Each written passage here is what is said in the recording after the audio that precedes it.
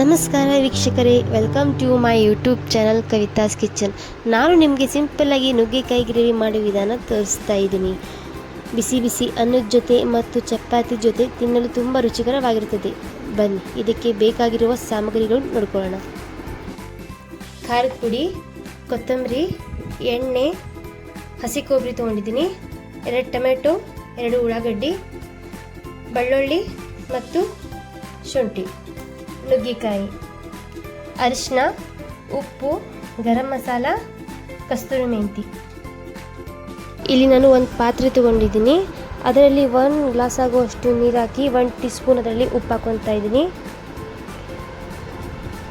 ಮತ್ತು ನುಗ್ಗೆಕಾಯಿ ಹಾಕಿ 5 ನಿಮಿಷ ಬೇಯಿಸ್ಕೊತಾ ಇದ್ದೀನಿ.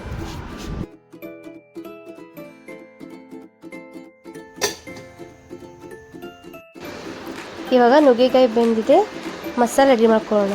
ತಗೊಂಡಿದ್ದೀನಿ, ಇದಕ್ಕೆ ಇವಾಗ ಮಸಾಲೆ ಹಾಕೊಳ್ಳೋಣ. ಹಸಿ ಕೊಬ್ಬರಿ ಹಾಕೊಳ್ತಾ ಇದ್ದೀನಿ, ಟೊಮೆಟೊ, ಬೆಳ್ಳುಳ್ಳಿ ಮತ್ತು ಶುಂಠಿ, ಕೊತ್ತಂಬರಿ.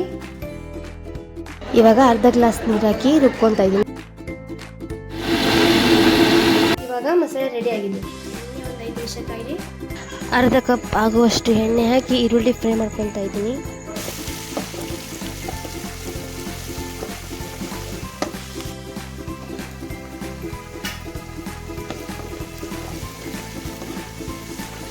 ಇದಕ್ಕೆ ಇವಾಗ ಅರ್ಧ ಕಪ್ ಆಗುವಷ್ಟು ಖಾರ ಪುಡಿ ಹಾಕೊಳ್ತಾ ಇದ್ದೀನಿ.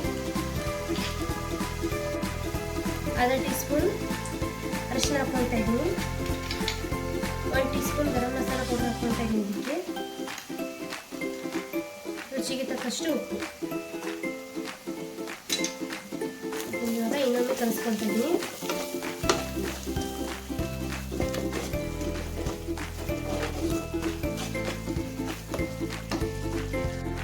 ಇವಾಗ ಬೇಯಿಸ್ಕೊಂಡು ನುಗ್ಗೆಕಾಯಿ ಹಾಕೊಳ್ತಾ ಇದ್ದೀನಿ.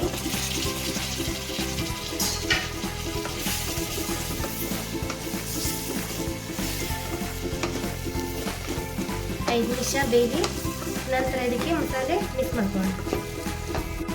ಇದಕ್ಕೆ ಇವಾಗ ರುಬ್ಕೊಂಡ ಮಸಾಲೆ ಮಿಕ್ಸ್ ಮಾಡ್ಕೊಳ್ತಾ ಇದ್ದೀನಿ.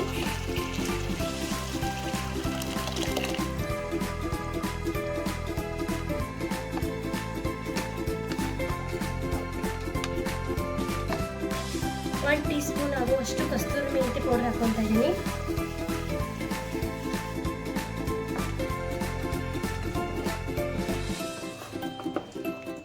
ಐದು ನಿಮಿಷ ಬೇಯಲಿ ನಂತರ ಒಂದು ಬೌಲಿಗೆ ಹಾಕೊಳ್ಳೋಣ.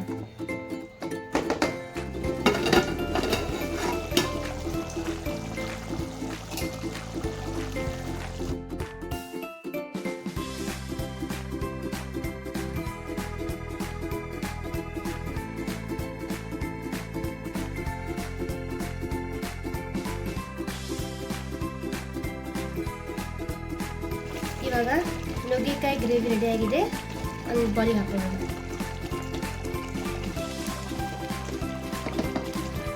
ನುಗ್ಗೆಕಾಯಿ ಗ್ರೇವಿ ರೆಡಿಯಾಗಿದೆ ವೀಕ್ಷಕರೇ. ಇವತ್ತಿನ ಈ ರೆಸಿಪಿ ನಿಮಗೆ ಇಷ್ಟವಾದರೆ ಲೈಕ್ ಮಾಡಿ, ಶೇರ್ ಮಾಡಿ ಹಾಗೂ ಕಮೆಂಟ್ ಮಾಡಿ. ತಪ್ಪದೇ ಬೆಲ್ ಐಕಾನನ್ನು ಒತ್ತಲು ಮರಿಬೇಡಿ. ಮತ್ತೆ ಇನ್ನೊಂದು ರೆಸಿಪಿಯೊಂದಿಗೆ ಸಿಗ್ತೀನಿ.